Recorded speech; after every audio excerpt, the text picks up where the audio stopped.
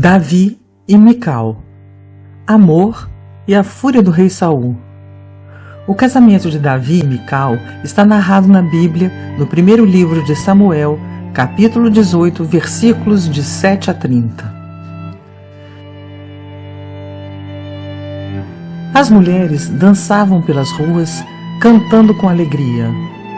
Saul feriu milhares, mas Davi 10 milhares. Saul não gostou. 10 milhares deram a Davi, e a mim somente milhares. Na verdade, que lhe falta senão só o reino?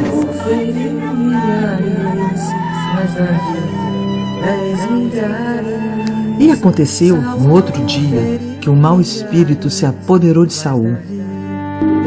Davi tocava sua harpa suavemente, e Saul atirou sua lança em direção a Davi, dizendo: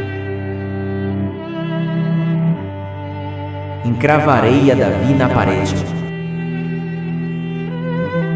Porém, Davi se desviou dele por 2 vezes. Davi era amado pelo povo de Israel, e Saul, vendo o povo aplaudir, começou a elaborar planos para eliminar Davi.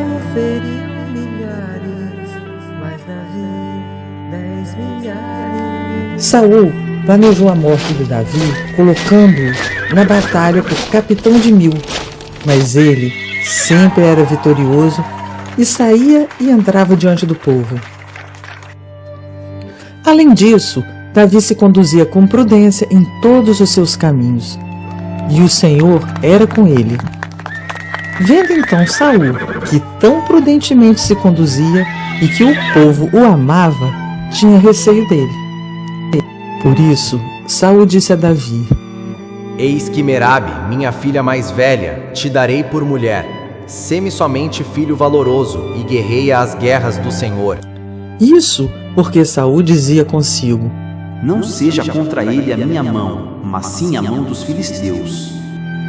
Mas Davi disse a Saul: Quem sou eu e qual é a minha vida e a família de meu pai em Israel para vir a ser genro do rei?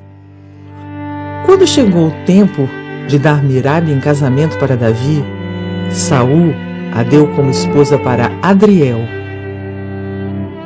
Mical, a outra filha de Saul, amava a Davi. E informaram isso a Saul, que achou isso bom aos seus olhos, e logo teve um plano. Eu darei Mical como esposa a Davi, para que lhe sirva de laço, e para que a mão dos filisteus venha a ser contra ele. Com Mical serás hoje meu genro. Saul deu ordem aos seus servos para que falassem em segredo a Davi. Eis que o rei te está muito afeiçoado, e todos os seus servos te amam. Agora, pois, consente em ser genro do rei. E os servos de Saul falaram todas essas palavras aos ouvidos de Davi. Mas Davi disse: Parece-vos pouco aos vossos olhos ser genro do rei, sendo eu homem pobre e desprezível? Os servos de Saul anunciaram as palavras de Davi para Saul, que disse: Assim direis a Davi: O rei não tem necessidade de dote. Quero 100 prepúcios de filisteus para se tomar vingança dos inimigos do rei. Isso porque Saul tentava eliminar Davi pela mão dos filisteus. Os servos de Saul anunciaram essas palavras a Davi. Esse negócio sem prepúcios me parece bem, e ser genro do rei. Davi se levantou e partiu com seus homens e feriu dentre os filisteus não 100, mas 200 homens. E Davi trouxe os seus prepúcios e os entregou todos ao rei, para que assim fosse genro do rei. E Saul lhe deu por mulher a sua filha Mical. E viu Saul e notou que o Senhor era com Davi. Então Saul temeu muito mais a Davi. Saul foi todos os seus dias inimigo de Davi.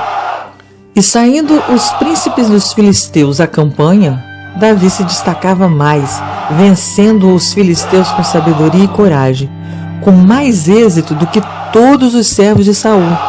Por isso, o nome de Davi era muito estimado.